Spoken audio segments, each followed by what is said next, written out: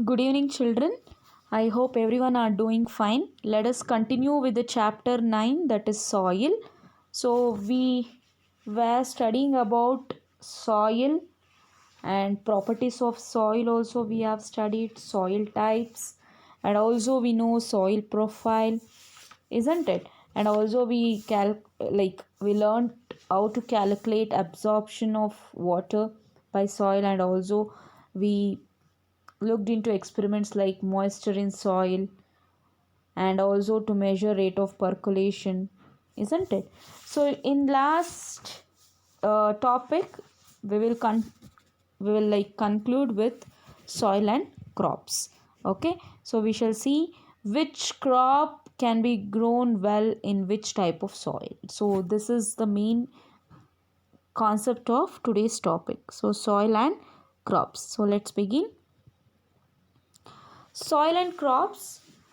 So here we know that different types of soils are found in different parts of India, isn't it? So different parts of India we can see different types of soils. In some parts we can see clay soil, in some parts we can see loamy soil, while in some other parts other different types of soil like sandy soil, clay soil, isn't it? So soil is affected by wind, rainfall, temperature, and also light and humidity. Okay, and these are said to be some important climatic factors, so which is going to affect the soil profile. So you have already learned what is soil profile. Okay, so these factors like wind, rainfall, temperature, humidity, all these factors affect the soil profile, and it brings changes in soil structure.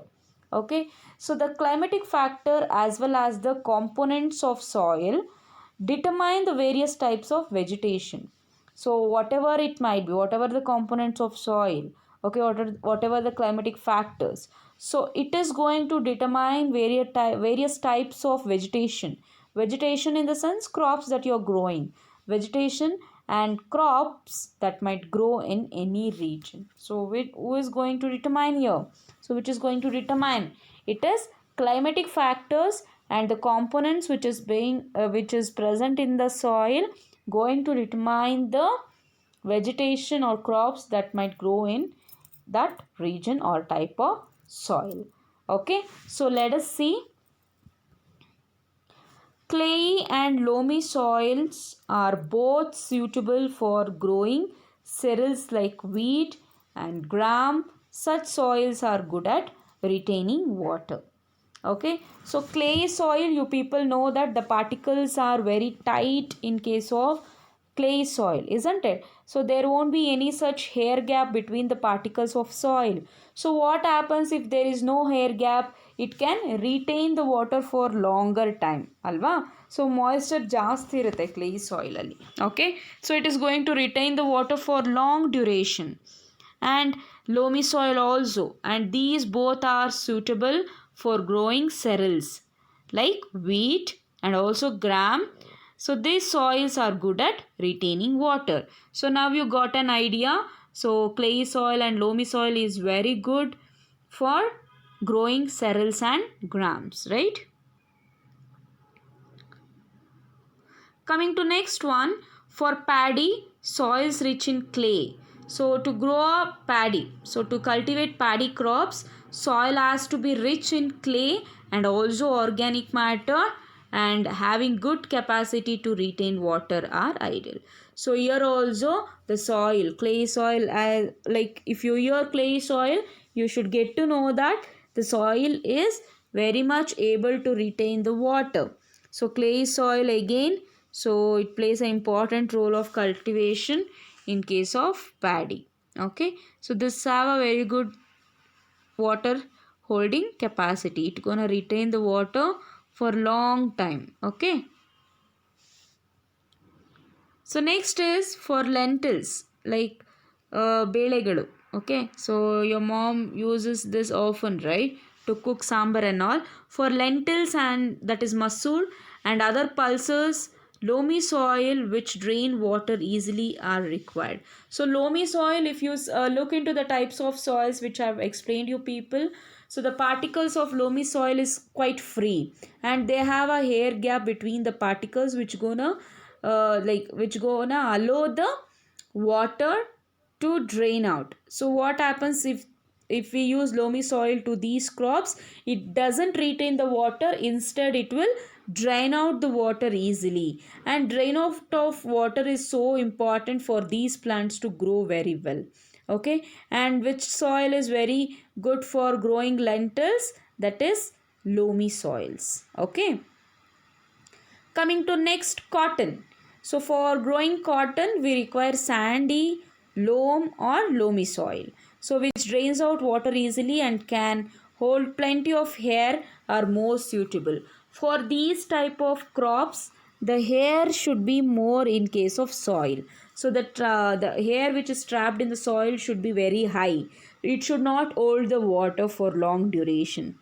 Okay, that's why which kind of sand is very important, which kind of soil is very important, that is sandy soil or loamy soil. Okay, and crops such as wheat are grown in a fine clay soil because they will withstand the water for long duration. Okay, and they are very rich in humus also.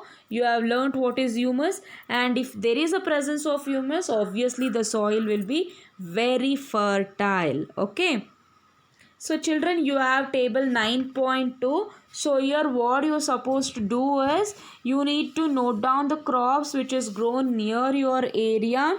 Okay, so which crops is grown in which soil, you need to list it out. For example, first one they have given type of soil, clay soil. So in clay soil wheat can be grown. So rest two types of soil you should search in surrounding you. So in your area you need to find out which crop is grown in which soil. If you ask a farmer, he will tell you, or else you go with your parents, or yeah, you go with your friends or parents. So identify and you fill that. Okay, and coming to the last topic, that is soil erosion. So we know that, so the removal of land surface by water, wind or ice is known as erosion. So plant roots firmly bind the soil. So in the absence of plants, what happens? Soil becomes very loose. There is no one to hold the soil. So if plants was there, it would have hold the soil very nice, right? So if there is no plants, if there is a complete deforestation, what happens? No trees or no plants to hold the soil. If there is no one to hold the soil, what happens? So it will get eroded. Okay, due to rain. So soil becomes loose, so it can be removed or moved by wind and flowing water. Erosion of soil is more severe in areas of little or no surface vegetation. If there is no cultivation of crops, what happens? It leads to erosion, such as desert or bare land. So cutting of trees and deforestation should be prevented, and effort should be made to increase the green areas. So I request everyone to plant trees, but not to cut the trees or plants. Okay, so and one more, there is a case study. So what is case study here? It's like a story. Here you can see John, Rashida and Radha went to Leeladhar Dada and Santosh Malviya of Shopur in Madhya Pradesh. So they are going to visit him. So Leeladhar Dada was preparing the soil to make items like surai, matki, kala, earthen frying pan. Okay, it is, and rest all the pots he was making. So the following is the conversation when they all add with Leeladhar Dada. So this is about conversation between the pot maker. Okay, so here you can see, where was the soil obtained from? So somebody is going to ask. So what Dada replies? So we brought the black soil from a piece of barren land. So he says that from where he is getting the soil. Okay, so and one more question will be asked by one of the group member. How is the soil prepared? So Dada going to reply, dry soil will be placed in a large tank and would be cleaned off pebbles. So they are taking the pebbles out, throwing it out. Okay, and after removing these things, the soil will be soaked for around 8 hours. So they are going to soak the soil for 8 hours. So it is the sleeping hours, right? So this soil would be needed after mixing horse dung. So they are using horse dung to, that means horse waste, domestic waste. So that is, they are going to mix it with the soil and they're gonna knead it, okay? And the kneaded soil would be placed on the wheel and given appropriate shape. So you have seen how pot is made, right? So they keep what do you say, soil ball on the wheel and they're gonna rotate the wheel, okay? And they give shape, so desired shape is obtained. So the final shape is given with ants. The items are then colored after 3 days of drying. So all the items are baked at high temperature after drying in the air. So why is, so somebody is going to ask in the group there, so why is the horse dung mixed in a soil? So why is it necessary to mix horse dung, right? So Dada is going to tell.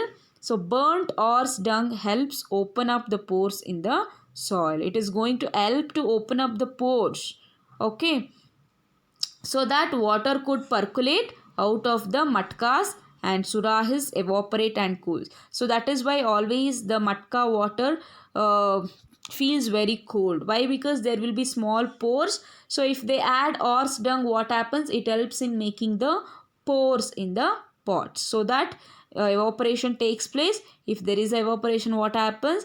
The water becomes cool in the matkas. So in summer days we prefer matka water, right? Yes. And what the water which is present inside will become very cool. So he says that Shokpuri, Surais and matkas are famous in far off places like Jabalpur, Nagpur, Allahabad, etc. So he is going to reply like that. So where these pots are famous for. Okay, so this is about your chapter soil, children. So here I have completed full portions of your midterm.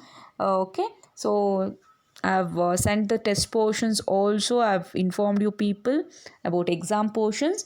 Do well. I'll forward you the notes along with this video. Copy neatly in your classwork. See you, children. Have a good day.